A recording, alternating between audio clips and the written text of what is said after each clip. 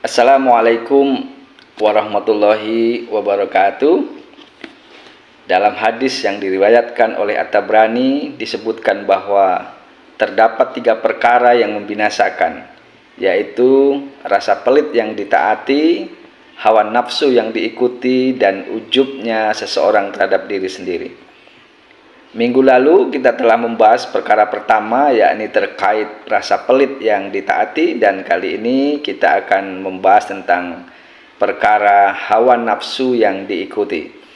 Rekan-rekan sekalian, hawa nafsu merupakan bagian dari jiwa manusia yang tidak dapat dihilangkan. Hawa nafsu terdiri dari 2 unsur kekuatan, yaitu kekuatan kejahatan atau keburukan dan kekuatan kebaikan. Hawa nafsu manusia lebih cenderung menyukai keburukan atau kejahatan. Oleh karena itu, hawa nafsu harus dikendalikan dan diarahkan agar yang dominan adalah nafsu yang mengarahkan kepada kebaikan. Hawa nafsu yang dikendalikan dengan baik dapat membuat manusia hidup normal dan mulia. Sebaliknya, hawa nafsu yang tidak dikendalikan dapat membawa manusia pada kerusakan, kesesatan, dan kebinasaan. Hawa nafsu yang tidak dikendalikan akan menjadi sebab utama manusia terjerumus dalam dosa dan maksiat.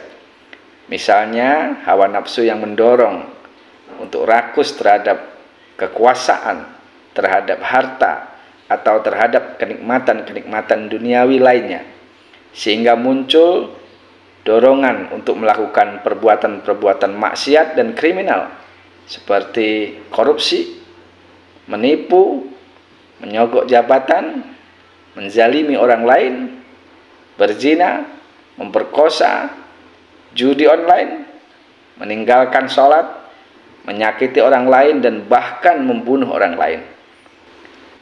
Hawa nafsu yang terus diikuti dapat menghancurkan dan membinasakan kehidupan dan nasib seseorang, baik di dunia maupun di akhirat.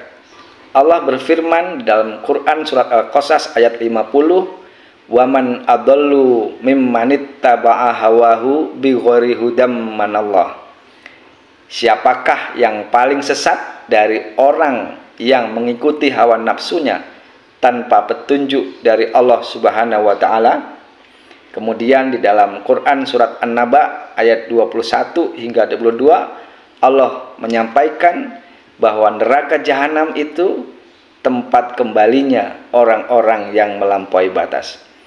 Maknanya adalah bahwa manusia mengikuti hawa nafsunya tanpa menghiraukan tuntunan agama merupakan orang yang sesat, dan balasan yang pantas bagi manusia yang sesat dan melampaui batas adalah neraka jahanam. Oleh karena itu, mari kita senantiasa berjuang untuk melawan hawa nafsu yang mengajak pada keburukan. Gunakan akal, pikiran, hati nurani, tuntunan Al-Quran dan Al-Hadis untuk mengendalikan hawa nafsu kita. Sesungguhnya orang yang berhasil menundukkan hawa nafsunya adalah orang yang beruntung. Sebagaimana firman Allah Subhanahu wa taala dalam Quran surat An-Nazi'at ayat 40 hingga 41, "Wa amma man khafa maqama rabbih wa nahan nafsa 'anil hawa fa innal jannata hiyal ma'wa." Dan adapun orang-orang yang takut kepada kebesaran Tuhannya dan menahan diri dari keinginan hawa nafsunya, maka sungguh surgalah tempat tinggalnya. Rekan-rekan, semoga kita semua termasuk ke dalam golongan orang-orang yang mampu mengendalikan hawa nafsu kita. Demikian, semoga dapat memberikan manfaat. Assalamualaikum warahmatullahi wabarakatuh.